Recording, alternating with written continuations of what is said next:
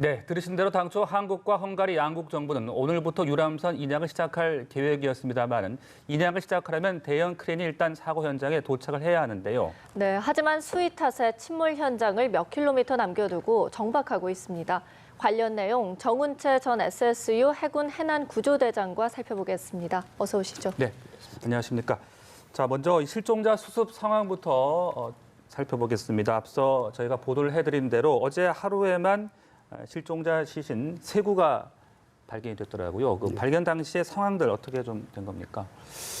그래서 이것은 뭐 직접 확인한 데가 아니고 언론에 보도된 내용을 가지고 추정해서 말씀을 드리면은 네.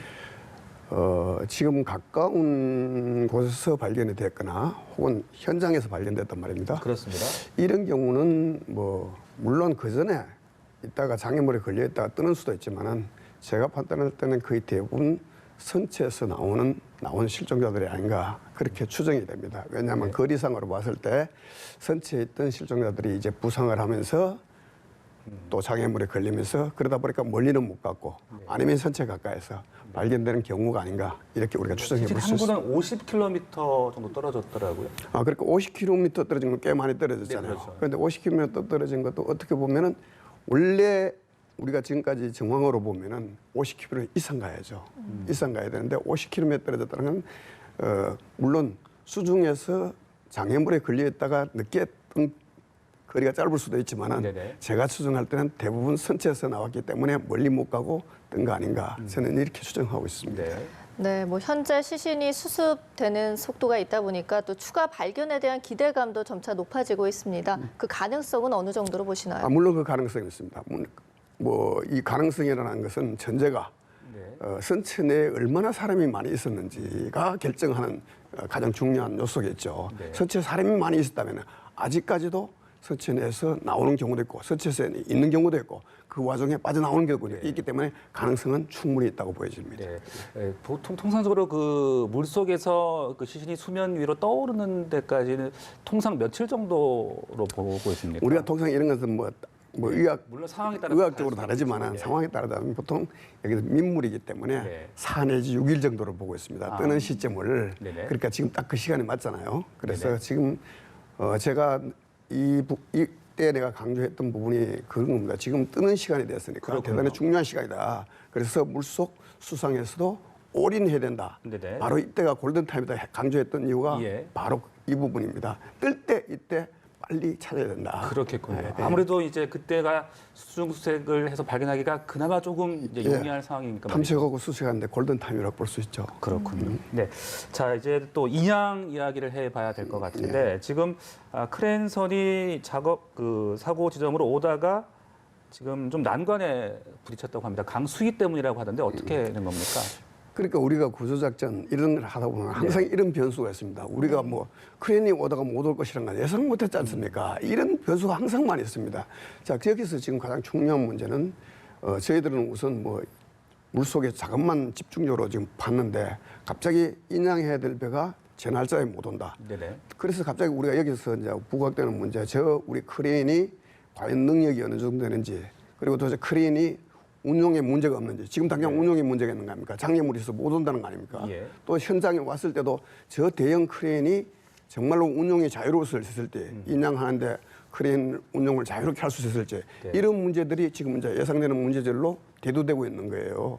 그래서 지금 제가 이거 상상 같은 얘기입니다만은 지금 저 크레인이 만약에 수위가 낮아지지 않으면 계속 못 올 수가 있지 않습니까? 네. 우리는 참 바쁘고 답답한데 저들 입장에서 어떤 방법이 없는 거예요. 그래서 우리 입장에서는 별 생각을 다 상상 같은 얘기를 해보는 겁니다. 저는 이런 생각도 해봤어요. 만약에 계속 수위가 낮아지지 않는다. 크레인 전혀 못 온다. 인양할 수 있는 방법이 없지 않습니까? 그래서 저는 아까 그림을 보면서 이런 생각도 해봤어요.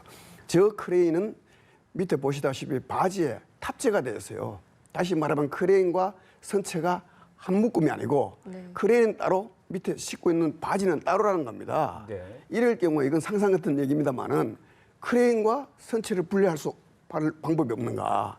예를 들면 크레인을 분리하고 조금 잡고 있다가 선체는 통과하고 다시 탑재하는 방법. 이건 상상 같은 얘기입니다.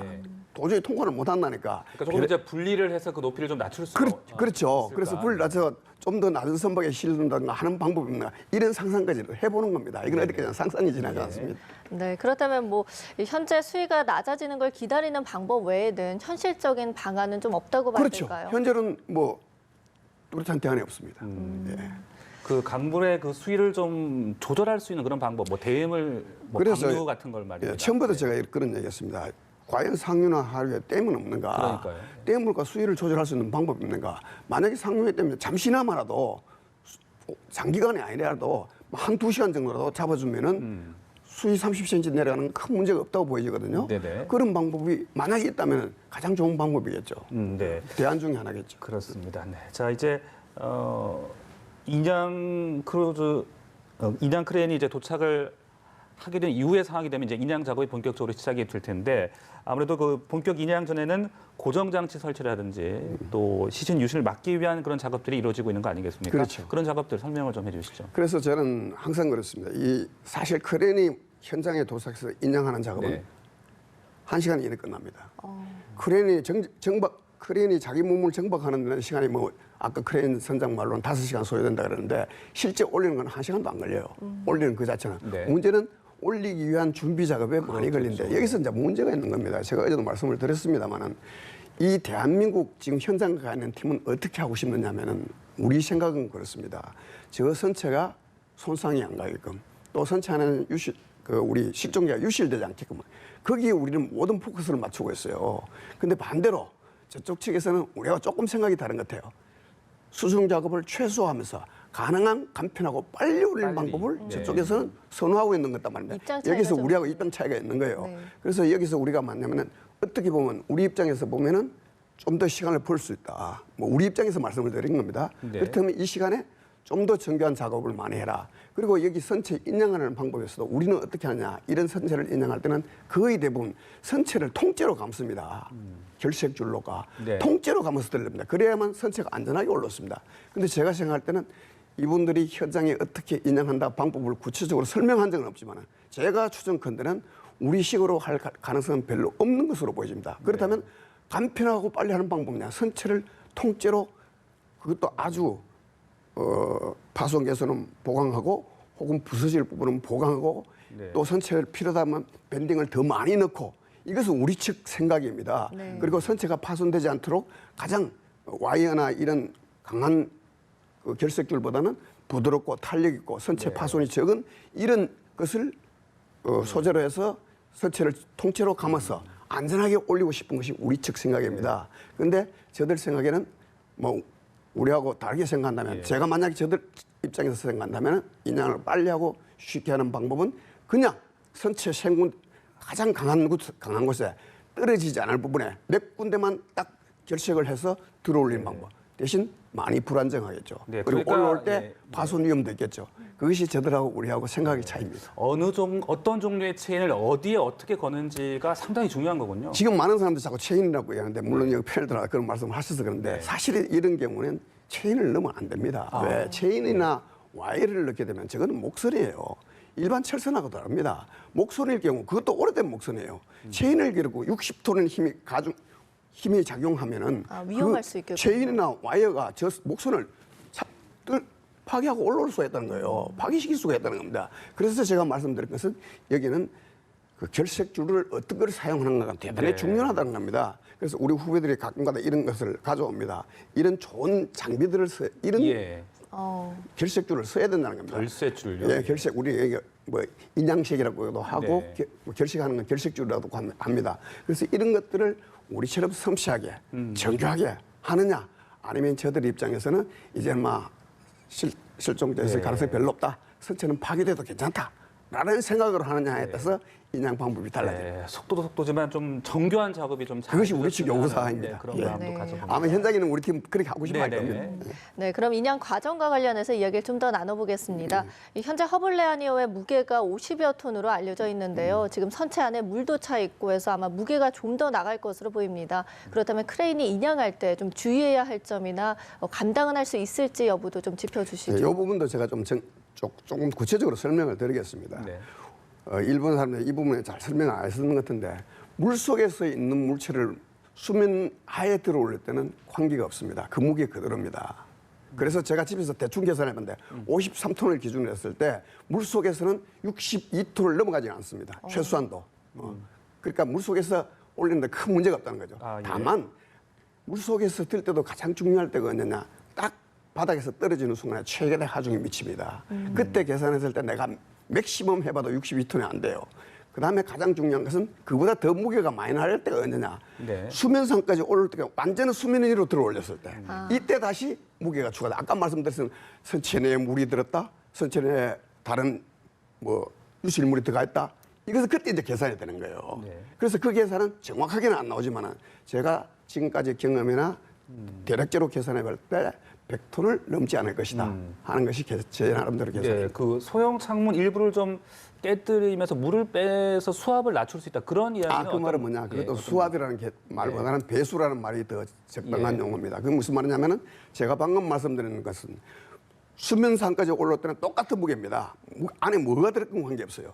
대신 수면 위로 뜰 때는 안에 있는 무게가 전부 다 계산이 되는 겁니다. 네. 그래서 창문을 깬다는 얘기는 수면 위로 들어올 때 배수가 빨리 되라는 소리죠.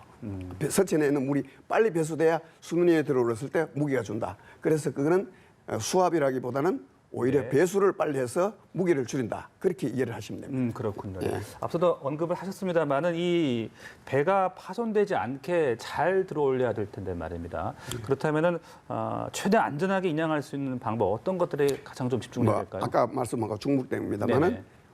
우리 측 방법으로 하면 안전하게 올라옵니다.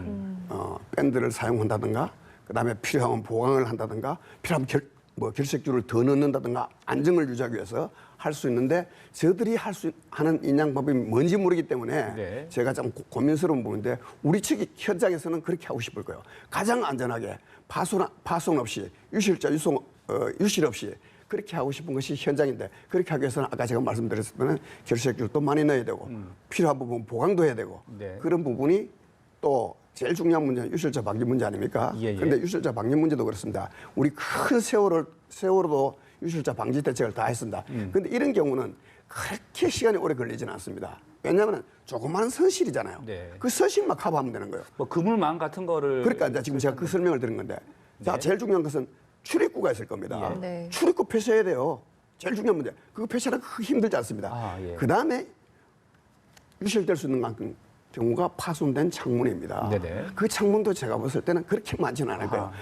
중간에 한두 개만 이렇게 보강을 해버리면 유실까지는 안 가거든요. 네. 그래서 큰 작업은 아닌데 대신 작업하기가 어렵다. 환경이 어렵다는 데 문제입니다. 그래서 그들은 그 작업을 생략하려고 그러는 거예요. 아하. 근데 우리는 그 작업을 하려고 그러는 거예요. 네. 예. 이 그렇죠. 헝가리가 또 이 내륙 국가다 보니까 이런 관련 뭐 경험이라든지 이런 지식이 얼마나 어느 정도 잘 갖추고 있을까 이 부분도 뭐 조심스럽게 걱정을 하는 분들도 계시더라고요. 저는 처음부터 했습니다. 네.